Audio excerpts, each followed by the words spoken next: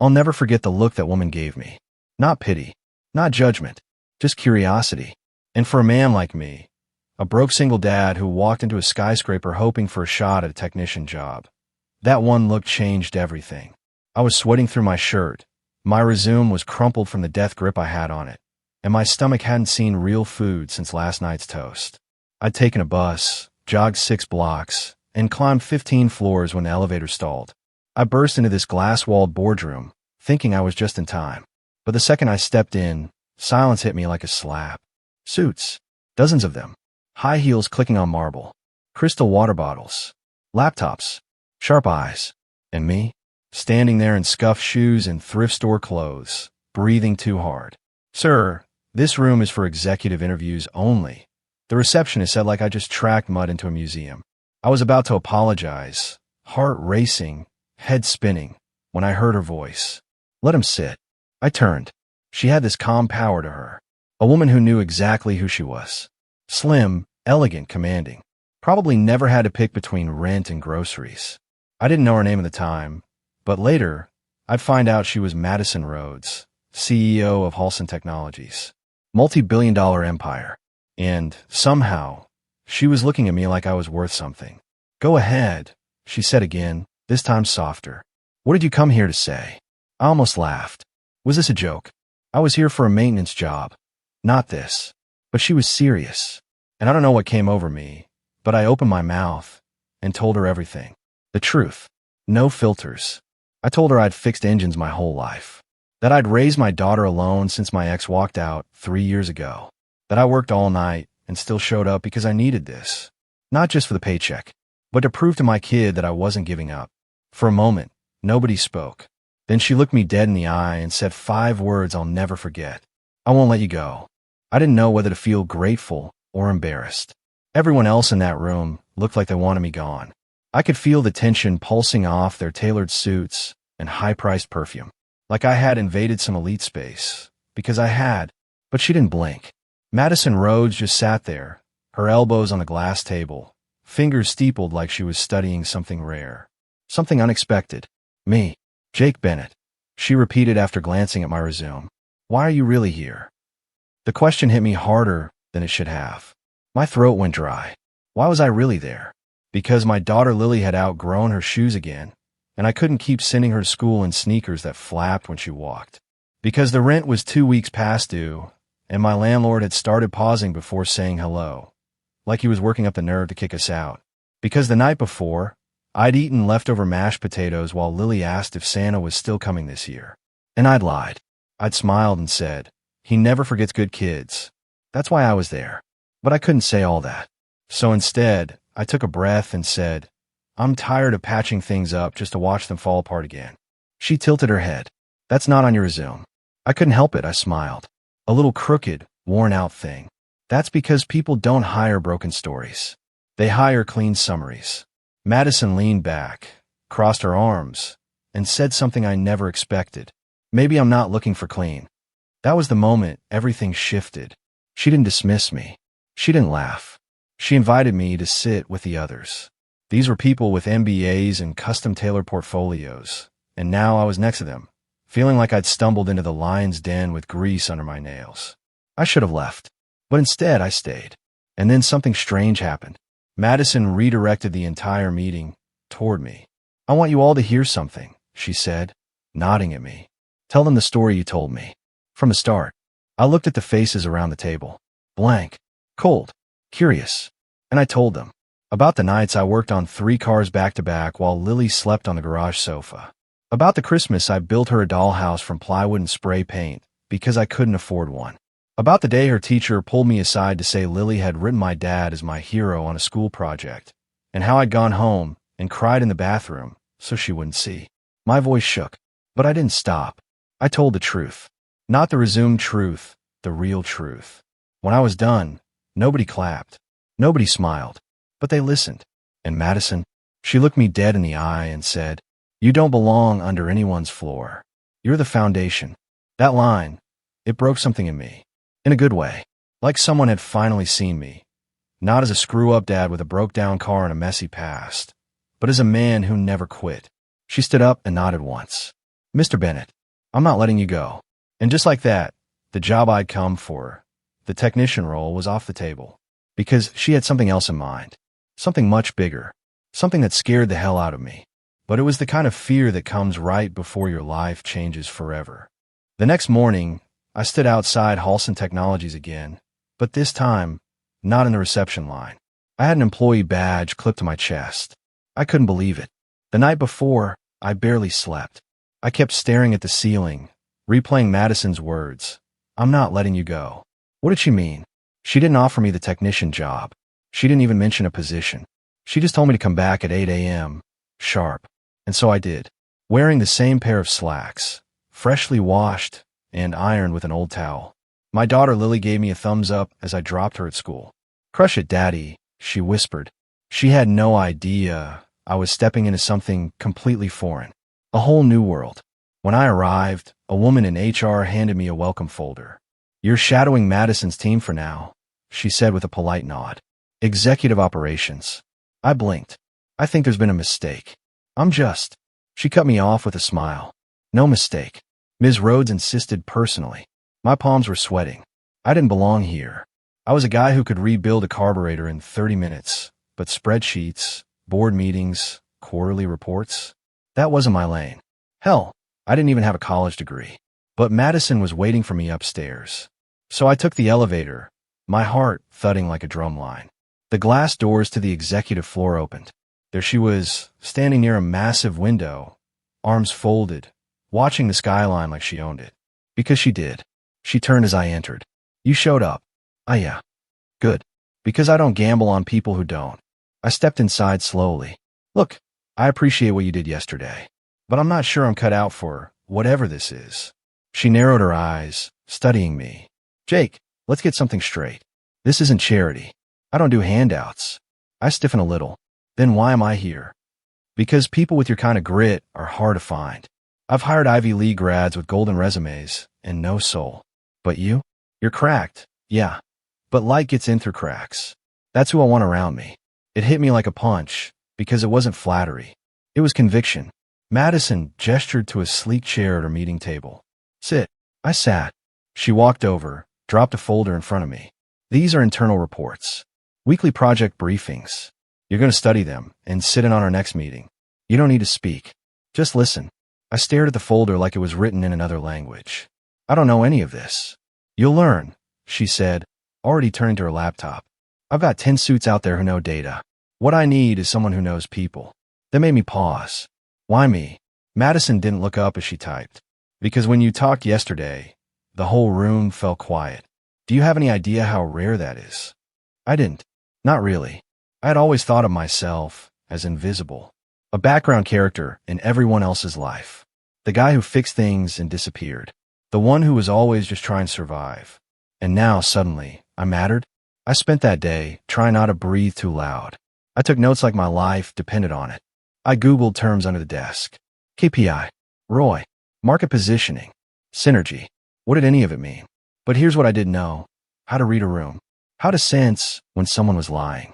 How to tell when someone was drowning but pretending to swim. I'd lived that for years. Madison noticed. At the end of the day, she pulled me into her office again. You think you're just a mechanic, she said, standing by the window again. But you've been managing crises your whole life. That's what leadership is.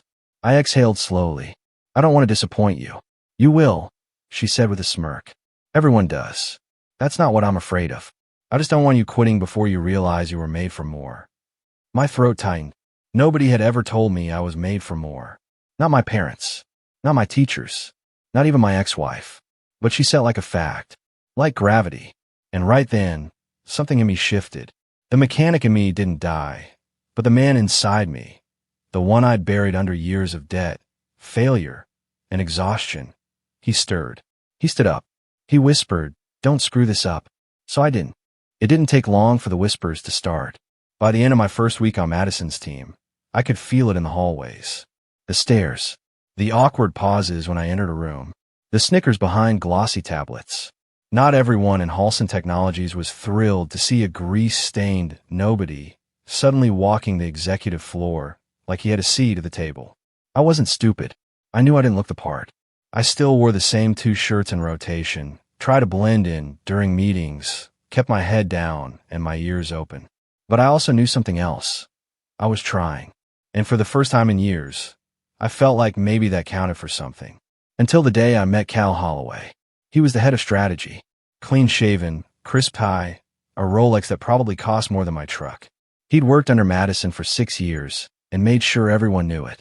"You're Jake, right?" he said during one of the morning briefings, that fake smile stretching just a little too wide. "Yeah," I replied cautiously, offering my hand. He didn't shake it. "Tell me, what school did you go to again?" I froze. "I didn't," I said after a pause. "Life taught me." He laughed, one of those polished boardroom chuckles. "Right. Well, if you need help navigating, just shout. Wouldn't want you to get lost in all the actual business."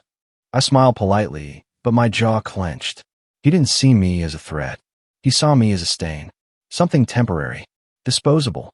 After the meeting, Madison stopped me near the elevators. "I saw the way Cal looked at you," she said quietly. I shrugged. "He's not wrong. I don't belong here." She stepped closer. "Let me tell you something, Jake. When I first became CEO, they said I wasn't cutthroat enough. Too emotional to run a billion-dollar company. And every man in that room told me I'd fail." She paused. I didn't. I swallowed. "But I'm not you." "No, you're different. You got something they can't replicate. Resilience." I didn't answer, because I wasn't sure I believed that yet. Later that week, Madison had me accompany her to a pitch meeting. A smaller startup was looking to merge. It was mostly numbers, graphs, future projections. I barely followed any of it. But halfway through, I noticed something the room hadn't. The young woman presenting, smart, articulate, had the figures locked in, but her hands kept shaking. She glanced at the older male partner, every few seconds like she was looking for approval. And that partner, he interrupted her. Twice. Took over. Brushed her off. When we walked out, Madison asked me, "Thoughts?" I hesitated. "That woman, Claire," I said. "She built that pitch. But the guy at her side, he's going to use her ideas and dump her the second they ink the deal." Madison raised an eyebrow. "You sure?" "Yeah," I said. "I've worked under men like that. They let someone else do the heavy lifting, then swoop in when it's time to take credit." She smiled slowly. "Good catch." A day later, that deal was off the table. Claire called Madison herself, thanking her. Said she quit the startup and was going solo. Madison hired her that same week. That's when I started to realize maybe I did bring something different to the table. Not fancy words, not technical buzz, but instincts, human reading, survival clarity. But of course, good things come with shadows. A week after that pitch meeting, I got an email. "You're being watched. Tread lightly." No sender, no signature, just those 7 words. And I knew exactly who it was aimed at. Me. Because someone at Halson didn't like how close I was getting to Madison, or the influence I was gaining. And they were about to come for me. The day everything came crashing down didn't start with a warning. It started with coffee. Madison had called an emergency meeting at 7:30 a.m. sharp. I was there by 7 o'clock, dressed in the one blazer I owned, hair slicked back with water, notebook in hand. I even skipped dropping Lily off at school. Madison had arranged a company driver for her that morning. She said, "You focus on showing up. I'll make sure she's safe." That meant something to me. Nobody in my life ever helped without wanting something back. But the moment I stepped into the executive boardroom, I knew something was off. The lights were dimmer than usual. Only 5 people were seated, Cal being one of them, already smirking as I walked in. His fingers tapped rhythmically against the glass, and beside him sat 2 other senior executives I hadn't met before. The vibe was cold, surgical. And Madison? She wasn't there. I sat down slowly, clearing my throat. Is Madison on her way? Silence. Then Cal leaned forward, smile poisonous. "She's not coming." He slid a folder across the table. "Jake Bennett," he said. "An unauthorized hire. No college degree. No management experience. No background check passed. You've been shadowing the CEO, sitting in confidential meetings, advising on internal decisions, all without proper clearance." I froze. "What is this?" "A review," he said, tilting his head. "Some of us are concerned about how unqualified eyes are influencing company decisions." My heart started pounding. I didn't have the language they did. I didn't have the pedigree or the politics, but I could feel it. This was a setup. This isn't about protocol, I said. It's about power. You don't like that Madison brought someone like me into the inner circle. Cal grinned. And what exactly is someone like you, Jake? I stared at him, jaw tight. Someone who didn't have life handed to him.